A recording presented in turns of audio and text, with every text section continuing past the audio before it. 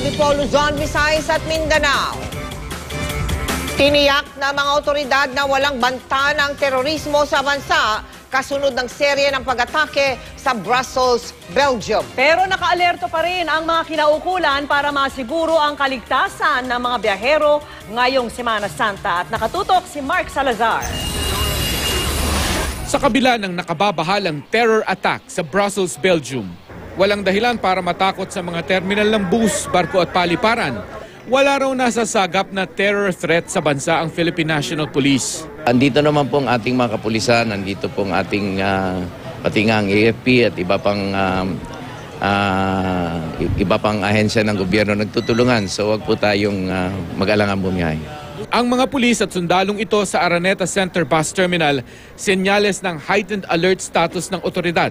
Hindi lang ngayon, hindi lang sa nangyari sa Brussels, but alam naman po natin na here and there may nangyayari sa iba-ibang bahagi ng ating mundo.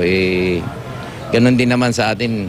Kasama na yan palagi sa SOP ng ating kapulisan na maging alerto palagi. Mas dapat raw tutukan ang kahandaan ng public transport para maging ligtas ang pagbabalik probinsya ng marami.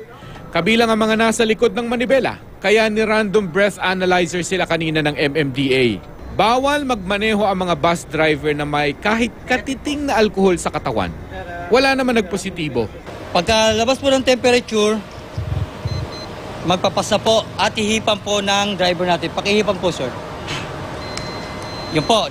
Tapos yun na po nahipan at lalabas po yung negative. Ibig sabihin po ay wala siyang alcohol content sa katawan niya. Kapag nasa biyahe na at barubal sa daan ng tsuper, isumbong sa text hotline 2920 ng Highway Patrol Group. On duty lahat ng 18 regional offices ng HPG. Pero sa Metro Manila nakatutok ang pinakamarami sa kanila. Dinamihan natin yung deployment natin and then doon talaga sa mga choke points na alam nating nagbabara yung traffic, doon talaga namin tinututukan.